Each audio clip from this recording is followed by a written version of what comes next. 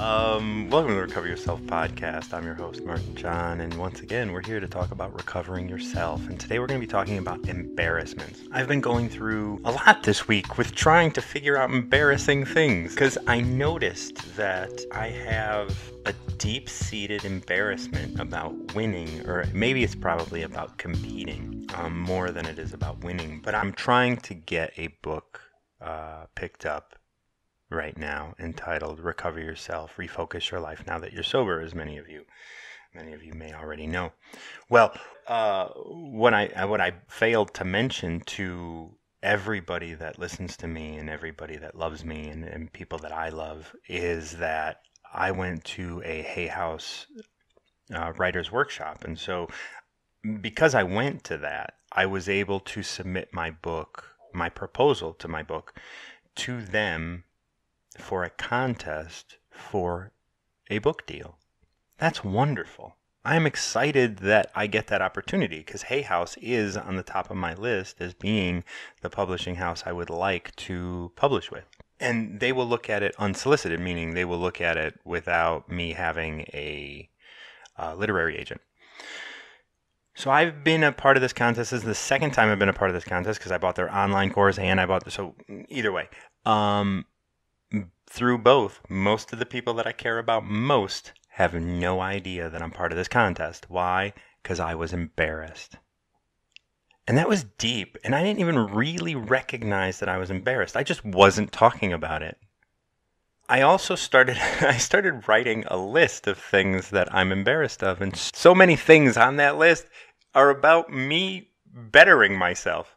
For some reason, I can't tell people that I use a video program to exercise in the morning. I exercise in the morning for an hour. But I never say, I'm doing P90X, which I have done. I mean, I started doing P90X, I don't know, it was probably 8 years ago, maybe 5 years ago. I don't know how many years ago it was when it first came out.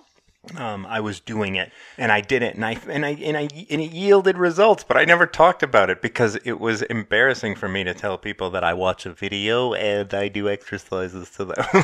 It was ridiculous, and I have no idea why that is embarrassing to me. And then as I made this list, I realized it was about bettering myself. It was about who do you think you are to better yourself? Then I started thinking about past embarrassments.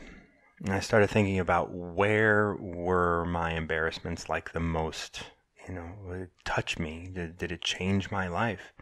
And so many of you may know that I don't have a bachelor's degree. So because I don't have a bachelor's degree, when I started to know people that had bachelor's and better, right? I started feeling out of place. Not that I was out of place, because I was amongst people that cared about me and I cared about them, and it was a wonderful thing. But I felt out of place. I felt like I didn't belong. Now, these are things that we all kind of deal with, but I was dealing with this through embarrassment. And I was embarrassed because I didn't have a degree. And so I created a story to avoid feeling embarrassed. I rallied behind my actual experience, and I strengthened my story by believing in it, by believing that not having a degree gave me value and all of these things. I only faked it, and I never made it, right? The whole fake it till you make it. I never made it to actually believe my story. It was just a story so I didn't have to feel embarrassed while I was with people. And now, as I tell people, oh, this is my story, right? I don't have a bachelor's. Everyone's just oh yeah, no, that doesn't mean anything, right? So I'm realizing now 20 years on, my story doesn't do what it did before, right? I was trying to sell myself with a story, but I was selling myself on that story. I was telling myself I do have value. But that value that I have and that value that I was trying to sell, I always had. So now, as I'm spelling out my embarrassments, that old embarrassment is coming up. I'm starting to see that. And I see that I didn't solve the problem of having embarrassment or having shame about my education or my lack thereof. I rallied behind the shame. I didn't rally behind me. I acted because of the embarrassment and the shame, so I didn't have to feel it. But feeling it is where we give it awareness. And my whole thing, everything I do is about awareness avoidance. Like, I want to stop avoiding being aware of who I am.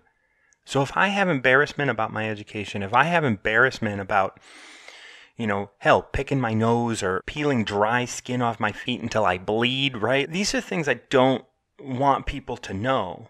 But by bringing it out and saying this and being open to not feeling embarrassed and embracing who I am, I can change, maybe not the actions, but how I feel about it. I don't have to be afraid of being judged because I'm the one that's judging. Becoming aware of what we are trying to avoid in our lives is going to help us recover. And it's going to help us recover ourselves. It's going to help us recover our passion. We're going to see everything that we are. And then we can embrace that, and we can love that, and we can give that attention. And as we look at those things, as we look at those things that we're afraid of, as we look at those things that we're embarrassed by, that cause us shame and cause us all of these things, we have to be able to find out where they come from. I'm embarrassed for my education because as a child, I was told that education in sport is important. You don't do good in school. Now that you don't have an education and you're surrounded by educated people, you don't belong here. But that's not true, and it never was. That's why I was able to rally behind my embarrassment in order to deflect it. But it didn't do me any good, right? Like, because all I did was put up a wall and separate myself from people. And in Recover Yourself, everybody that you see and experience is showing you yourself. And so if you're hiding from anybody, we're hiding from ourselves.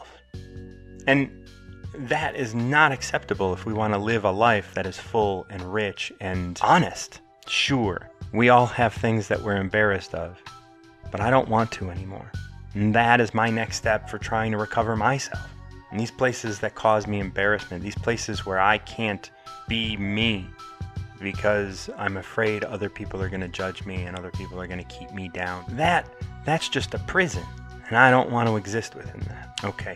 Well, thank you so much for joining me once again for Recover Yourself. I am planning on these Recover Yourself episodes to start having conversations with people, topical. I'm going to start bringing people within the recovery world together, and we'll start having topical conversations. I don't know what all the topics will be yet, but I'm looking to bring in people. So if you know anybody, definitely reach out. If you're listening to this and you're someone with a story that you want to share, or if you're interested in having a conversation with me about recovery, definitely reach out. I'm always open to meeting new people. Thank you again for listening to Recover Yourself. If you're struggling with addiction, it's very easy to find help. So please do find somebody to talk to, find somebody to reach out to, because you don't have to be struggling with that. You don't have to be struggling, and you are in there. And soon,